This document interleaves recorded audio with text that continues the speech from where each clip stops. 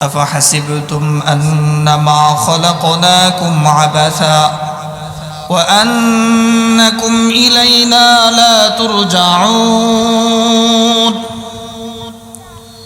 আল্লাহ সুবহানাহু ওয়া তাআলা ডাক দিয়ে বলেন, ও গোলাম, তোমরা কি এই ধারণা করো, এই ভাবনা করো, এই চিন্তা ফিকির করো আমি আল্লাহ তোমাদেরকে অনর্থক বানাইলাম? আল্লাহ তাআলা ডাক দিয়ে বলেন, ও দুনিয়ার মানুষ শুনে নাও, আমি আল্লাহ তোমাদেরকে অনর্থক বানাই নাই। আমি আল্লাহ একটা উদ্দেশ্য নিয়ে তোমাদেরকে সৃষ্টি করেছি। আল্লাহ রাব্বুল আলামিন আমাকে আপনাকে সৃষ্টি করেছেন, এর পিছনে একটা উদ্দেশ্য আছে। আল্লাহ তাআলা আমাদেরকে অনর্থক বানাই নাই। আবার দুনিয়াতে চিরকাল থাকার জন্য আল্লাহ তাআলা আমাদেরকে পাঠায় নাই। আমাদের মাঝে নাস্তিক, মুরতাদ, ইহুদি, খ্রিস্টান, বিশেষ করে ইসলাম বিদ্বেষী যারা, তারা সমাজের মানুষদের কাছে, বিশেষ করে যুবকদের হৃদয়ে এই স্লোগানগুলো পৌঁছে দেয়, ও যুবক, তোমার যৌবন চিরকাল থাকবে না, একদিন তোমার যৌবন শেষ হয়ে যাবে। তুমি তোমার এই যৌবন থাকতে থাকতেই তুমি তোমার এই যৌবন কালটাকে এনজয় করে নাও। এই যৌবন কালটাকে এনজয় করার জন্যে বিভিন্ন মোবাইল কোম্পানি বিভিন্ন অফার দিয়ে দিচ্ছে, বিভিন্ন টক টাইমের অফার দিয়ে বলতেছে, তুমি তোমার গার্লফ্রেন্ডের সাথে কথা বলো, দিন রাত 24 ঘন্টা কথা বলো, তুমি দিন রাত 24 ঘন্টা নেট চালাও, কোনো সমস্যা নাই। এই যে আমাদের কাছে এই গুনাহের দরজাগুলোকে উন্মুক্ত করেছে। এমন একটা সময় ছিল গুনাহ করতে হলে গুনাহের কাছে যাওয়া লাগত। 30-40 বছর আগে এক যুবক গুনাহ করার জন্য নিয়ত করেছে, একটা সিনেমা দেখার জন্য নিয়ত করেছে। সিনেমা কোথায় দেখবে? টিভি নাই, মোবাইল নেই। ময়মনসিংহ শহরে যে সিনেমা হলে যে মাসে একটা সিনেমা দেখিয়ে এসে 1 মাসে একটা সিনেমার গুনাহ তার ভাগ্যে ছিল, সে একটা সিনেমার গুনাহ সে করেছে। এরপরে আস্তে আস্তে যখন পৃথিবী চলে আসলো, তখন বলা হলো তুমি মাসে গুনাহ করবে না, তুমি সপ্তাহে একদিন একটা করে গুনাহ করবে। তো আবার কোন দিন? শুক্রবার দিন জুমার নামাজ আদায় করে সপরিবারে বসে সিনেমা দেখার জন্য বসে যায়। এরপরে আস্তে আস্তে যখন ডিসের লাইন চলে আসে, তখন বলা হলো তুমি আর কেন সপ্তাহে একদিন করবা, তুমি এখন প্রতিদিন গুনাহ করো। এরপরে একটা সময় যখন ভারতীয় চ্যানেলগুলো চলে আসলো, তখন বলা হলো তুমি প্রতিদিন 24 ঘন্টা গুনাহ করো। এখন এমন একটা সময় চলে আসছে, গুনাহ আমরা করতে চাই না, আমাদেরকে জোর করে গুনাহ করানো হয়। কেমন করে জোর করে গুনাহ করানো হয়? আমরা যখন মেসেঞ্জারে ঢুকি, ইমোতে ঢুকি, হোয়াটসঅ্যাপে ঢুকি, ইউটিউবে ঢুকি আল্লাহর ওলির ওয়াজ দেখার জন্য, সাথে সাথে এমন একটা অ্যাড চলে আসে, যে অ্যাডে গান বাজনা আছে, নর্তকী নাচানাচি করে। আমি চাইলেও এই অ্যাডটা কাটতে পারি না, অথচ মোবাইলটা আমার, টাকা আমার, এমবি আমার, সব কিছু আমার, এরপরেও আমাকে এই গুনাহ করতে হয়। অর্থাৎ আমি গুনাহ করতে চাই না, আমাকে জোর করে গুনাহ করানো হয়। এভাবে গুনাহের দরজাগুলো আমার সামনে, আপনার সামনে উন্মুক্ত করে দেওয়া হয়েছে। কেন জানেন রে বাবা? এই গুনাহের দরজাটা উন্মুক্ত করে দিয়েছেন। বিধর্মীরা চিন্তা করে মুসলমানদেরকে ঈমান থেকে দূরে সরানো যাবে না, ইসলাম থেকে দূরে সরানো যাবে না। ইসলাম থেকে দূরে সরাতে হলে ওই মুসলমানদেরকে গুনাহের কাজে লিপ্ত করাতে হবে। গুনাহের কাজে যখন লিপ্ত হয়ে যাবে, সাথে সাথে তার অন্তরটা নষ্ট হয়ে যাবে। আর এই অন্তরটা যখন নষ্ট হয়ে যাবে, তখন তার ঈমান নষ্ট হয়ে যাবে, আমল ছুটে যাবে, নামাজ ছুটে যাবে, রোজা ছুটে যাবে, ভালো কাজগুলো ছুটে যাবে। আল্লাহর নবী সাল্লাল্লাহু আলাইহি ওয়াসাল্লাম বুখারী শরীফের হাদিসে ইরশাদ করেন, আলা ইন্না ফিল জাসাদি মুদগা ইযা সালাহাত সালাহাল জাসাদু কুল্লু ওয়া ইযা ফাসাদাত ফাসাদাল জাসাদু কুল্লু আলা ওয়া হিয়াল কলব। আল্লাহ রাসূল ডাক দিয়ে বলেন, ও আমার উম্মত, শুনে নাও, তোমাদের শরীরের ভিতরে এমন একটা মাংস টুকরা আছে, যে মাংস টুকরাটা ঠিক হলে তোমার গোটা দেহটা ঠিক থাকবে, আর এটা যদি নষ্ট হয়ে যায় তোমার গোটা দেহটা নষ্ট হয়ে যাবে। জানোনি এই জিনিসটা কি? আল্লাহ রাসূল সাল্লাল্লাহু আলাইহি সাল্লাম বলেন, আলা ওয়াহিয়াল কলব, এটা হলো তোমাদের অন্তর, তোমাদের আত্মা। এটা যদি ঠিক হয়ে যায় তাহলে তোমার গোটা দেহটা ঠিক হয়ে যাবে। এই আত্মাটা নষ্ট হয় কেমনে? আল্লাহ নবী সাল্লাল্লাহু আলাইহি সাল্লাম বলেন, একজন মুমিন মুসলমান যখন একটা কবিরা গুনাহ করে তার অন্তরে একটা কালো দাগ পড়ে যায়, যখন সে তওবা করে তার কালো দাগটা মুছে যায়। তওবা না করে সে যদি আবার গুনাহ করে আবার আরেকটা কালো দাগ পড়ে যায়। এভাবে পড়তে পড়তে একটা সময় তার গোটা অন্তরটা নষ্ট হয়ে যায়। আল্লাহ রাসূল সাল্লাল্লাহু আলাইহি সাল্লাম বলেন, ও হুয়ার রান, গোটা অন্তরটা যখন নষ্ট হয়ে যায়, জং ধরে যায়, মরিচা পড়ে যায়, এটাকে বলা হয় রন। আর এই কথাটাই আল্লাহ রাব্বুল আলামিন সূরা মুতাফফিফিনে বলেন, কাল্লা বাল রানা আলা কুলুবিহিম মা কানু ইয়াকসিবুন।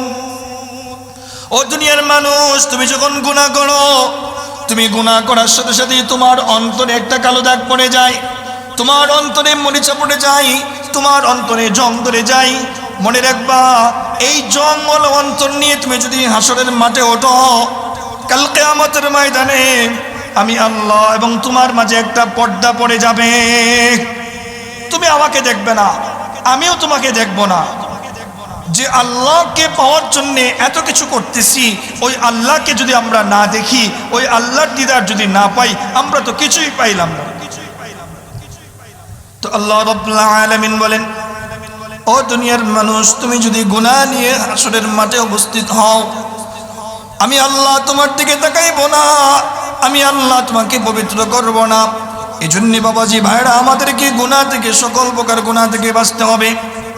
এই গুনাহ নামক জিনিসটা আমার আপনার জন্য ইসলাম বিদ্বেষী যারা নাস্তিক মুরতাদ তারা ওপেন করে দিছে।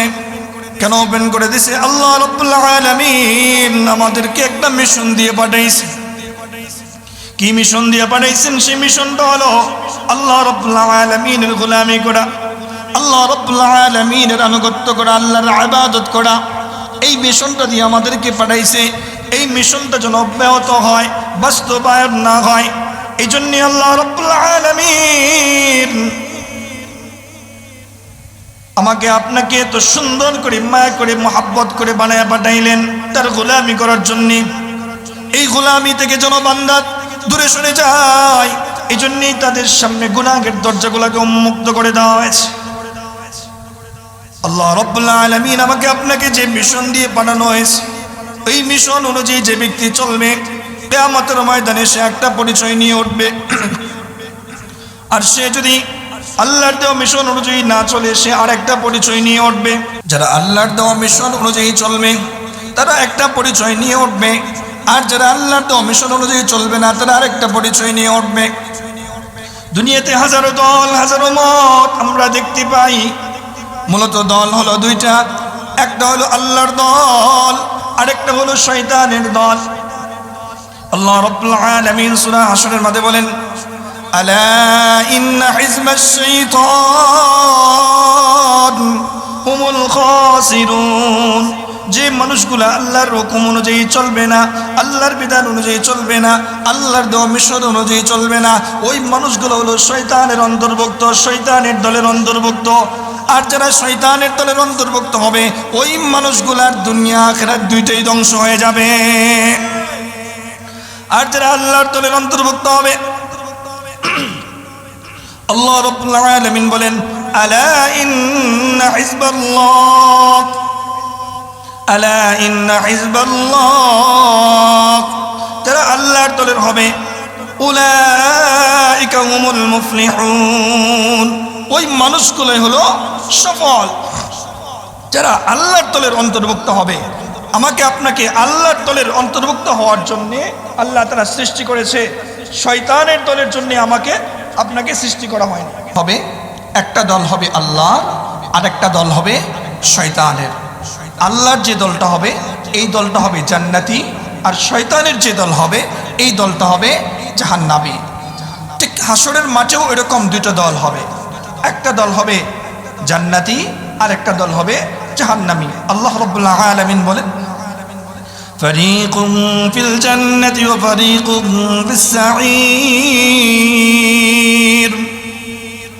একটা দল হবে জান্নাতি আর একটা দল হবে জাহান্নামী। যে দলটা জান্নাতি হবে ওই দলটাই হলো সফল, আর যে দলটা জাহান্নামী হবে এই দলটাই হলো ব্যর্থ।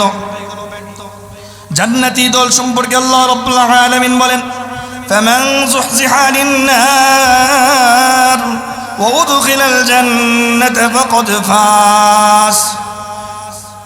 যে মানুষগুলা নিজেকে জাহান্নাম থেকে মুক্ত করে জান্নাতি বানাইতে পারলো, জান্নাতে প্রবেশ করাইলো, ওই মানুষগুলাই হলো সফল। তো জান্নাতি কারা হবে? তাদের একটা বৈশিষ্ট্য আল্লাহ রাব্বুল আলামিন সূরা কাহফে ইরশাদ করেন, ইন্নাল্লাযীনা আমানু ওয়া আমিলুস সালিহাত কানাত লাহুম জান্নাতুল ফিরদাউসি নুজুলা। আল্লাহ রাব্বুল আলামিন ডাক দিয়ে বলেন, ও দুনিয়ার মানুষ, তুমি যদি জান্নাতি হতে চাও, জান্নাতুল ফিরদাউসের মেহমান হতে চাও, তাহলে তোমাকে দুটো গুণ অর্জন করতে হবে।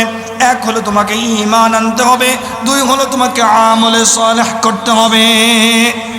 জান্নাতুল ফিরদাউসের মেহমান যদি আমরা হতে চাই, আমাদেরকে ঈমান আনতে হবে। আমরা তো মুসলিম, ঈমান এনেছি, কিন্তু আমাদের ঘাটতি হলো আমরা আমলে সালেহ করি না, নেক আমল করি না। আমাদের মাঝে কিছু মুসলমান ভাই আছে এমন, যাদের কাছে দাওয়াত ও তাবলীগের মানুষগুলো যখন নামাজের জন্য যায়, দ্বীনের কথা বলতে যায়, তখন ওই মানুষগুলো বলে, আরে ভাই আমি নামাজ পড়ি না, রোজা রাখি না, তাতে কি হয়েছে? আমার তো ঈমান আছে, এই ঈমান আমাকে জান্নাতে নিয়ে যাবে। একজন মানুষ যদি বিনা হিসাবে জান্নাতি হতে চায়, তাহলে তাকে ঈমানের সাথে সাথে নেক আমল করতে হবে। শুধু ঈমান থাকলে বিনা হিসাবে জান্নাতে যেতে পারবে না, শুধু ঈমান থাকলে বিনা হিসাবে জান্নাতে যেতে পারবে না। ঈমানের সাথে সাথে নেক আমল করতে হবে। নেক আমলের ভিতরে নামাজ, রোজা, হজ, যাকাত, ভালো কাজগুলো করতে হবে। অন্য আয়াতে আল্লাহ রাব্বুল আলামিন বলেন, ইয়া আইয়ুহাল্লাযীনা আমানু কু আনফুসাকুম ওয়া আহলিকুম নারা وقودها الناس والحجارة। আল্লাহ তাআলা ডাক দিয়ে বলেন, ও ঈমানদার, কু আনফুসাকুম, তুমি নিজেকে বাঁচাও, ওয়া আহলিকুম, তোমার পরিবার পরিজনদেরকে বাঁচাও। وقودها الناس والحجارة, ওই জাহান্নাম থেকে, যে জাহান্নামের আগুন হবে মানুষ এবং পাথর।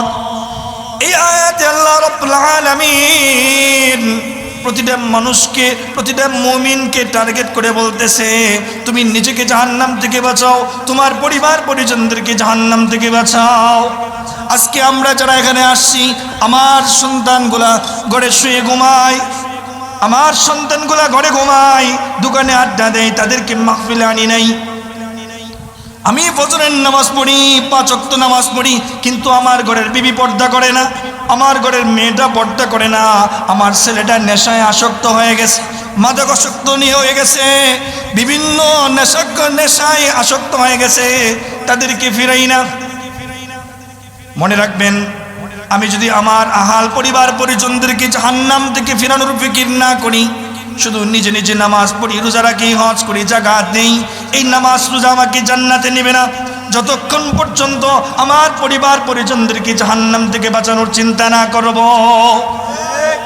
আমরা এখানে মাহফিলে আসলাম, আমার সন্তানগুলা ঘুমায়, আমার সন্তান ঘুমায়, আমার ঘরের বিবি ঘুমায়, তারা বিভিন্ন মোবাইল নিয়ে, বিভিন্ন ইলেকট্রিক ডিভাইস নিয়ে আসক্ত অবস্থায় আছে, তাদেরকে কোনো দাওয়াত দেই না। মনে রাখবেন, এই মাহফিল আপনাকে জান্নাত পর্যন্ত পৌঁছাবে না।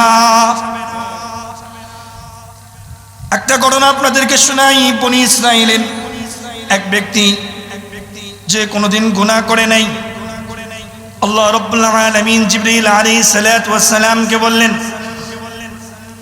ও জিবরাইল, তুমি যাও ওই এলাকার মানুষ সহ পুরো এলাকাটাকে উল্টাইয়া দাও।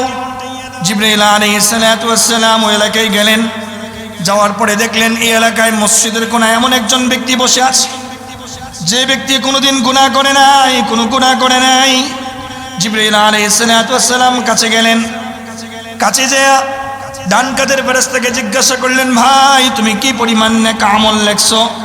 ডান কাঁধের ফেরেশতা বলতেছে, ভাই আমি কি পরিমাণ নেক আমল লেখে, কি পরিমাণ ডায়েরি আল্লাহর দরবারে পৌঁছাই, তার কোনো হিসাব নাই। বাম কাঁধের ফেরেশতাকে জিজ্ঞাসা করলেন, ভাই আপনি কি পরিমাণ গুনাহ লেখছেন? বাম কাঁধের ফেরেশতা বলে, এই যে আমি কলম ধরে বসে আছি, এখনো পর্যন্ত ডায়েরিতে কলম লাগাইতে পারি নাই। জিবরাইল আলাইহিস সালাতু ওয়াস সালাম বড় আজীব হয়ে গেলেন, আল্লাহর কাছে ফিরে গেলেন, আয় আল্লাহ, তোমার এমন একজন বান্দা থাকার পরেও তুমি কেমনে বলো ওই এলাকাটাকে মানুষ সহ উল্টাইয়া দেওয়ার জন্য? আল্লাহ বলেন, ও জিবরাইল আমি বললাম তুমি উল্টাইয়া দাও, আমার হুকুম পালন করো। জিবরাইল আলাইহিস সালাতু ওয়াস সালাম বলেন, আয় আল্লাহ, আপনি তো নির্দেশ দিয়েছেন, নির্দেশ আমাকে মানতেই হবে। তবে আমার জানতে বড় ইচ্ছা হয়, এমন মানুষ থাকার পরেও কেন আমি ওই এলাকাটাকে মানুষ সহ উল্টাইয়া দিব? আল্লাহ রাব্বুল আলামিন বলেন, ও জিবরাইল শোনো, এই যে মসজিদের কোনায় যে মানুষটা দেখতেছো, এই মানুষটা জান্নাতে যাওয়ার জন্য যত আমল দরকার সমস্ত আমলগুলা করেছে, জাহান্নাম থেকে বাঁচার জন্য যা যা করা দরকার সব করেছে, কিন্তু তার ঘরের বিবি পর্দায় নাই, তার মেয়েটা পর্দায় নাই, তার সন্তানগুলার নামাজি না বেনামাজি নেশাগ্রস্ত হয়ে গেছে, তার পাড়া প্রতিবেশী মহল্লাবাসী গুনাহের দিকে দৌড়াইতেছে, জাহান্নামের দিকে দৌড়াইতেছে, তাদেরকে জাহান্নাম থেকে ফিরানোর কোনো ফিকির করে নাই। এই একটা অপরাধের কারণে তাকে সহ গোটা এলাকাটাকে উল্টাইয়া দাও। তাহলে চিন্তা করে দেখেন, আমি নামাজ পড়ি, রোজা রাখি, ভালো কাজ করি, কিন্তু আমার ঘরের সন্তান, আমার ঘরের বিবি তারা নামাজ পড়ে না, রোজা রাখে না, ভালো কাজ করে না, তাদেরকে যদি আমি নির্দেশ না দেই, এই নামাজ এই রোজা আমাকে আল্লাহর জান্নাত পর্যন্ত পৌঁছাবে না। আর যদি চিন্তা করি, তাদেরকে ফিরানোর জন্য যদি চিন্তা করি, তাহলে কি লাভ হবে? একটা হাদিস শুনাই। একদিন রাসূল আকরাম সাল্লাল্লাহু আলাইহি সাল্লাম সাহাবায়ে কেরামের সামনে বসে মুস্কি হেসে দিলেন। সাহাবায়ে কেরামকে রাসূল প্রশ্ন করলেন, ও আমার সাহাবীরা, তোমরা জিজ্ঞাসা করলে না আমি হাসলাম কেন? আমি হাসলাম কেন তুমি জিজ্ঞাসা করলে না? রাসূল আকরাম সাল্লাল্লাহু আলাইহি সাল্লামের কথা শুনে সাহাবায়ে কেরাম বললেন, ইয়া রাসূলুল্লাহ, আপনার হাসির কারণ তো আল্লাহ এবং আল্লাহর রাসূলই ভালো জানে। তো রাসূল আকরাম সাল্লাল্লাহু আলাইহি সাল্লাম বলেন, শোনো, কিয়ামতের ময়দানে এমন একজন ব্যক্তিকে হাজির করা হবে, যে ব্যক্তির নেক এবং গুনাহ দুইটা সমান হয়ে গেছে। তার নেকের পাল্লা, গুনাহের পাল্লা দুইটা সমান হয়ে গেছে। সে এখন জান্নাতে যাবে নাকি জাহান্নামে যাবে? আল্লাহ রাব্বুল আলামিন বলেন, যাও তুমি হাসরের মাঠে তালাশ করো, যদি একটা নেকি নিয়ে আসতে পারো, শুনে নাও আমি আল্লাহ তোমাকে জান্নাতি বানায় দেব। এই কথা বলার সাথে সাথে ওই ব্যক্তি বুক ফুলিয়ে বলতেছে, দুনিয়াতে আমার অনেক বন্ধু বান্ধব ছিল যারা আমাকে বিভিন্নভাবে সহযোগিতা করেছে, আমার আপনজন আত্মীয় স্বজন মা বাবা অনেকেই আমাকে বিভিন্নভাবে সহযোগিতা করেছে, একটা মাত্র নেকি এটা কোনো ব্যাপার না। এই কথা বলে হাসরের মাঠের দিকে দৌড় দিলেন। হাসরের মাঠে যাওয়ার পরে তার প্রথমে বন্ধু বান্ধবের কাছে যাই, বন্ধু বান্ধবদের কাছে যা বলে, ও দোস্ত, আমার নেকি এবং গুনাহ দুটো সমান হয়ে গেছে। দুনিয়াতে তো তোমাদের কথা অনেক কিছু করেছি, আমাকে অনেকভাবে সহযোগিতা করেছো, আমিও তোমাদেরকে সহযোগিতা করেছি, আজ তোমরা আমাকে একটা নেকি দিয়ে সহযোগিতা করো। তখন বন্ধু বান্ধব বলে, তুমি তো আমাদের বন্ধু নই, আমার কোনো ঘনিষ্ঠ বন্ধু ছিল না। বন্ধু বান্ধব তাকে অস্বীকার করলো। এরপরে দৌড় দিলেন তার ভাই বোনের কাছে, ভাই বোন অস্বীকার করলো। এরপরে গেলেন বাবার কাছে, বাবা অস্বীকার করলো। সর্বশেষ সে চিন্তা করলো যে মা আমাকে 10 মাস 10 দিন গর্ভধারণ করেছে, 2 বছরের অধিক দুধ পান করেছে, এই মা বুঝি আমাকে অস্বীকার করবে না। মার কাছে যাই, যে মাকে বলে, মা আমার গুনাহ এবং নেক দুটো সমান হয়ে গেছে, একটা নেকির জন্য আমি জান্নাতে যাইতে পারি না, তুমি আমাকে একটা নেকি দিবানি। বলা হয় দুইটা মত আছে। মা বলবে আমার বিয়ে হয়েছিল, আমার তো কোনো সন্তান নাই, অথবা বলবে আমার তো বিয়ে হয় নাই, সন্তান আসবে কোত্থেকে? হাসরের মাঠ এমন একটা মাঠ হবে যে মাঠে কেউ কাউকে পরিচয় দিবে না, কোনো বন্ধু বান্ধব আপনজন সবাই তার থেকে পলায়ন করে। ওই ব্যক্তির আর বুঝতে বাকি রইল না যে এই মাঠে কোনো নেকি পাওয়া যাবে না। সে মন খারাপ করে রাস্তার এক পাশে বসে আছে। আরেকজন ব্যক্তি এসে বললেন, ভাই তোমার মন খারাপ কেন? বলতেছে, ভাই তোমার কাছে বলে লাভ নাই, তুমি চলে যাও। একবার দুইবার তিনবার বলতেছে, ভাই তুমি বলো, বললে লাভ হলে হতেও পারে। এরপরে বললেন, শোনো আমার মন খারাপ হলো, আমার গুনাহ এবং নেক দুটো সমান হয়ে গেছে। আল্লাহ তাআলা একটা নেকি আনার জন্য আমাকে বললেন। আমি পুরা হাসরের মাঠ তালাশ করলাম, কেউ আমাকে পরিচয় দেয় নাই, একটা নেকি দেয় নাই। একটা নেকির জন্য আমি পুরা হাসরের মাঠ তালাশ করলাম, কেউ নেকি দেয় নাই, কেউ পরিচয় দেয় নাই। ওই ব্যক্তি মনে মনে ভাবলেন, আমার গোটা জিন্দেগি শুধু গুনার গুনাহ, আমার আছে মাত্র একটা নেক, আমি এই ভাইকে নেকটা দিয়ে দেই। ওই ভাইকে যখন নেকটা দিয়ে দেয়, এই নেক নিয়ে দৌড়তে আল্লাহ রাব্বুল আলামিনের সামনে। আল্লাহ নবী সাল্লাল্লাহু আলাইহি সাল্লাম বলেন, এই নেক পাওয়ার পরে ওই ব্যক্তি এত বেশি খুশি হয়েছে যে গোটা দুনিয়া যদি তার সামনে হাজির করা হতো তারপরেও সে এত খুশি হইতো না। এই একটা নেকি নিয়ে আল্লাহ রাব্বুল আলামিনের সামনে হাজির হয়। আল্লাহর কাছে যায় বলে, আয় আল্লাহ, নেকি পাইলাম, এই নাও আল্লাহ তাআলা নেকি। আল্লাহ রাব্বুল আলামিন বলেন, আজকের এই দিনে তো কেউ কাউকে দয়া দেখাইতে পারে না, তুমি নেকি পাইলা কই? ওই ব্যক্তি বলে, আল্লাহ তোমার অমুক বান্দা আমাকে এই নেকিটা দেশ, দৌড় দাও, তুমি অমুক বান্দাকে নিয়ে আসো। ওই ব্যক্তি দৌড়তে গিয়ে ওই বান্দাকে নিয়ে আসলেন। আল্লাহ জিজ্ঞাসা করলেন, বান্দা তুমি যে তোমার একটা নেক দিয়ে দিলাম, তার কারণটা কি? ওই বান্দা বলে, আয় আল্লাহ, আমার গোটা জিন্দেগি তোমার নাফরমানি করেছি, নামাজ পড়ি নাই, রোজা রাখি নাই, ভালো কাজ করি নাই, হালাল হারামকে মেনে চলি নাই, শুধু আমার জিন্দেগি গুনার গুনাহ। আমার জিন্দেগিতে আছে মাত্র একটা নেক। আমি চিন্তা করলাম, আমি তো এমনেও জাহান্নামী, অমনেও জাহান্নামী, আমরা দুই ভাই কেন জাহান্নামী হয়ে যাব? আমার এই ভাইটা জান্নাতি হোক, আমি জাহান্নামে যাই। আল্লাহ রাব্বুল আলামিন বলেন, ও বান্দা, এই যে তুমি সামান্য চিন্তা করছো দুই ভাই কেন জাহান্নামে যাব, এই চিন্তা করার কারণে যাও, আমি আল্লাহ রাব্বুল আলামিনের রহমতের মাধ্যমে তোমাকে মাফ করে জান্নাতি বানিয়ে দিলাম। এই সামান্য চিন্তা করার কারণে আল্লাহ তাকে জান্নাতি বানিয়ে দিলেন।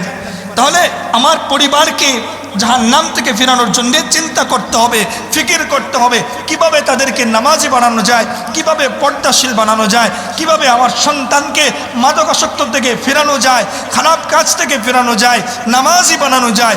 এই চিন্তা ভাবনা আমাদের প্রত্যেকের করতে হবে। আল্লাহ রাব্বুল আলামিন জাহান্নাম কোনো পশু পাখির জন্য বানায় নাই।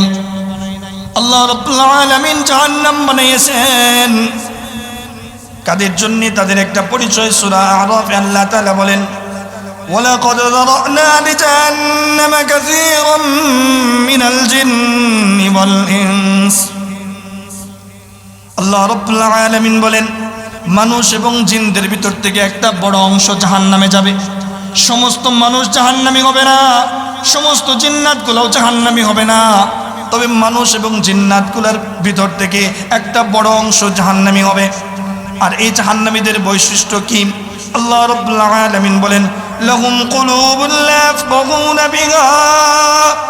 জাহান্নামীদের এক নম্বর বৈশিষ্ট্য হলো, আল্লাহ বলেন, ও দুনিয়ার মানুষ, আমি আল্লাহ তোমাদেরকে হৃদয় দিয়েছিলাম, আমি আল্লাহ তোমাদেরকে অন্তর দিয়েছিলাম, এই অন্তর দিয়ে ভালো জিনিস চিন্তা করো নাই, এই অন্তর দিয়ে তুমি হক হালালকে মেনে চলো নাই, এই অন্তর দিয়ে তুমি ঠিকই বুঝেছো দুনিয়া কিভাবে হাসিল করা যায়, ক্ষমতা কিভাবে হাসিল করা যায়, দুনিয়ার অর্থ যশ খেতে কিভাবে অর্জন করে যায় এটা ঠিকই বুঝছো, কিন্তু হালালকে হালাল জানো নাই, হারামকে হারাম জানো নাই। আমি আল্লাহ তোমাকে এই অন্তর যে কাজে ব্যবহার করার জন্য দিয়েছিলাম তুমি ওই কাজে ব্যবহার করো না। ওয়ালাহুম আ'ইনুন লা ইউবসিরুনা বিহা, আমি আল্লাহ তোমাকে চোখ দিয়েছিলাম, এই চোখ দিয়ে তুমি যা দেখার জন্য তোমাকে বলছিলাম তুমি তা দেখো নাই। তুমি এই চোখ দিয়ে সারাদিন নাটক দেখছো, সিনেমা দেখছো, নর্তকী দেখছো, বেগানা নারী দেখছো, পরনারী দেখছো। আমি আল্লাহ তোমাকে এগুলা দেখার জন্য পাঠাই নাই। যেহেতু আমার হুকুম মানো নাই, আমার নির্দেশ মানো নাই, তোমার ঠিকানা হলো জাহান্নাম।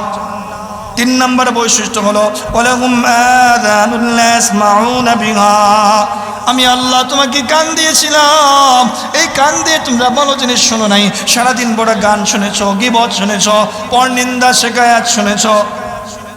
অন্তর দিয়েও ভালো জিনিস অনুধাবন করো নাই, চোখ দিয়ে ভালো জিনিস দেখো নাই, কান দিয়ে তোমরা ভালো জিনিস শোনো নাই। শুনে নাও কেমন জানি এই সবগুলা জিনিস অকেজ হয়ে গেছে। এই জন্য আল্লাহ রাব্বুল আলামিন বলেন উলাইকা কাল আনআম বাল হুম আদাল। এই জিনিসগুলা থাকার পরেও যে মানুষগুলা সঠিক ব্যবহার করে না, আল্লাহ তাদেরকে বললেন তারা চতুষ্পদ জানোয়ারের চেয়েও নিকৃষ্ট, চতুষ্পদ জানোয়ারের চেয়েও নিকৃষ্ট। তো আল্লাহ রাব্বুল আলামিন কোনো পশু পাখির জন্য জাহান্নামকে বানায় নাই, শুধুমাত্র মানুষ এবং জিন্নাতের একটা বড় অংশ জাহান্নামে যাবে। এই জাহান্নামীদের একটা পরিচয় আল্লাহ রাব্বুল আলামিন সংক্ষিপ্তভাবে তুলে ধরেছেন যে আয়াতে কারিমাগুলো তেলাওয়াত করেছি। এই আয়াতগুলোতে আল্লাহ রাব্বুল আলামিন বলেন ফাআম্মা মান তাগা ওয়া আথারাল হায়াতাদ দুনিয়া ফাইন্নাল জাহিমা হিয়াল মাওয়া। আল্লাহ রাব্বুল আলামিন বলেন ও দুনিয়ার মানুষ শুনে নাও, ওই মানুষগুলাই হলো জাহান্নামী। ফাআম্মা মান তাগা, যে মানুষগুলা সীমা লঙ্ঘন করে, যে মানুষগুলা শরীয়তের দেওয়া বিধানের সীমা লঙ্ঘন করে, ওই মানুষগুলাই হলো জাহান্নামী। সীমা লঙ্ঘন করা করে ওয়া আথারাল হায়াতাদ দুনিয়া, যে মানুষগুলা দুনিয়াকে আখিরাতের উপর প্রাধান্য দেয়, ওই মানুষগুলোই সীমা লঙ্ঘন করে। দুনিয়াকে কারা প্রাধান্য দেয়? যে মানুষগুলা দুনিয়াকে মহব্বত করে, দুনিয়াকে ভালোবাসে। আল্লাহর নবী বলেন হুব্বুদ দুনিয়া রাসু কুল্লু খাতিআ, দুনিয়ার মহব্বত যে ব্যক্তির অন্তরের ভিতরে ঢুকে যাবে, ওই ব্যক্তির সামনে দুনিয়ার সমস্ত গুনাহের দরজাগুলা খুলে যায়। দুনিয়াকে মহব্বত করে কারা? যারা মিথ্যা কথা বলে তারা দুনিয়াকে মহব্বত করে, যারা নামাজ পড়ে না তারা দুনিয়াকে মহব্বত করে, যারা বেপরদা চলে তারা দুনিয়াকে মহব্বত করে, যে মানুষগুলা ওজনে কম দেয় ওই মানুষগুলা দুনিয়াকে মহব্বত করে, যে মানুষগুলা অন্যের জমিন অন্যায়ভাবে দখল করে ওই মানুষগুলোও দুনিয়াকে মহব্বত করে, যে মানুষগুলো সুদি কারবার করে এই মানুষগুলোও দুনিয়াকে মহব্বত করে। আর এই দুনিয়াকে যারা মহব্বত করবে আল্লাহ রাব্বুল আলামিন বলেন ফাইন্নাল জাহিমা হিয়াল মাওয়া, ওই মানুষগুলো ঠিকানা হলো জাহান্নাম। যে মানুষগুলা অন্যের জমিন অন্যায়ভাবে দখল করে ওই মানুষগুলা দুনিয়াকে মহব্বত করার কারণে অন্যায়ভাবে দখল করে। ও দুনিয়ার মানুষ একবার চিন্তা করে দেখুনি এই দুনিয়ার মাটিটা কত মোটা। যে মানুষগুলা অন্যের জমিন এক বিঘত অন্যের জমিন অন্যায়ভাবে দখল করবে ওই ব্যক্তির কিয়ামতের ময়দানে হালত কি হবে? আল্লাহর নবী সাল্লাল্লাহু আলাইহি ওয়াসাল্লাম বলেন 7 তবক জমিন তার গলায় পড়ায় দেওয়া হবে। 7 তবক জমিন তার গলায় সাপের মতন পেঁচিয়ে পড়ায় দেওয়া। একবার চিন্তা করে দেখেন, আপনি যদি অন্যের 1 বিঘত জমিন অন্যায়ভাবে দখল করেন, কিয়ামতের ময়দানে 7 তবক জমিন আপনার গলায় অন্যায় সাপের মতন পড়ায় দেওয়া হবে। এই জমিনগুলো কিভাবে দখল করে? আপনার জমি আছে 10 শতাংশ, প্রত্যেক সিজনে এক কোপ করে করে আপনি বাড়ান। 3 বছর 4 বছর পরে এই জমি যদি মাপতে যায় তখন হয়ে যায় 12 শতাংশ। এই যে 2 শতাংশ বাড়লো, এই জমিটা কার? এই জমিটা অন্যের। আর এই অন্যের জমিনে যে সম্পদ হয়, যে ফসলগুলো হয়, এই ফসলগুলো আপনার জন্য হারাম। আর এই হারাম অর্থ খাওয়ার কারণে আপনার শরীরটা হয়ে যাচ্ছে নাপাক। আর এই নাপাক শরীর নিয়ে আপনি মসজিদে জিন্দেগি ভর সেজদায় পড়ে থাকলেও আপনার নামাজ কবুল হবে না, আপনার নামাজ কবুল হবে না, আপনার হজ কবুল হবে না, আপনার উমরা কবুল হবে না, আপনার কোনো ইবাদত কবুল হবে না। আপনি সুদী কারবার করেন, এই সুদী কারবার ভয়ঙ্কর একটা অপরাধ। এই সুদী কারবার যে মানুষগুলো করে ওই মানুষগুলো আল্লাহর সাথে যুদ্ধের ঘোষণা দিয়ে দেয়। আল্লাহ রাব্বুল আলামিন বলেন, فإن لم تفعلوا ولن تفعلوا فاتقوا النار التي وقودها الناس والحجارة। আল্লাহ রাব্বুল আলামিন আমাদেরকে জানিয়ে দেয়, সূরা আল ইমরানে আসছে, যে মানুষগুলা সুদের আলোচনা শোনার পরেও সুদী কারবার করে ওই মানুষগুলা কেমন জানি আল্লাহর রাসূলের বিরুদ্ধে যুদ্ধের ঘোষণা দিয়ে দেয়। আল্লাহর রাসূলের বিরুদ্ধে যুদ্ধের ঘোষণা দিয়ে দেয়। এই যুদ্ধের ঘোষণা, আল্লাহর সাথে যুদ্ধ করার মতো ক্ষমতা এই জমিনে কারো নাই। এই যুদ্ধের ঘোষণা যে মানুষগুলা দেবে ওইটি বোকামি ছাড়া আর কিছুই নয়। ইবনে মাজার 2273 নম্বর হাদিসে আসছে, আল্লাহ নবী সাল্লাল্লাহু আলাইহি সাল্লাম বলেন, আতাইতু লাইলাতান নুসরিয়া বি আলা কওমিন। মিরাজের রাতে জিবরাইল আলাইহিস সালাতু ওয়াস সালাম আমাকে এমন একটা সম্প্রদায়ের পাশ দিয়ে নিয়ে যাচ্ছিলেন। আমি ওই সম্প্রদায়ের লোকদের দিকে তাকাইলাম, বুতুনুহুম কাল বুয়ুত। এই সম্প্রদায়ের লোকদের পেটগুলো বিশাল বড় বড় বাড়ির মতো। শুধু বাড়ির মতো এমনটা নয়, ফিহা আল হায়াত তুরা মিন খারিজ বুতুনিহিম। তাদের পেটের ভিতরে বিশাল বড় বড় সাপ দৌড়াদৌড়ি করতেছে, যা বাহির থেকে দেখা যায়। আমি জিবরাইলকে জিজ্ঞাসা করলাম, মান হাউলাই, ও জিবরাইল এই মানুষগুলা কারা? জিবরাইল বলে, ইয়া রাসূলুল্লাহ হাউলাই আকালাতুর রিবা। এই মানুষগুলা হলো তারা যে মানুষগুলা সুদী কারবার করত। এই সুদী কারবার যারা করবে তাদের পেটের ভিতরে বিশাল বড় বড় সাপ দৌড়াদৌড়ি করবে।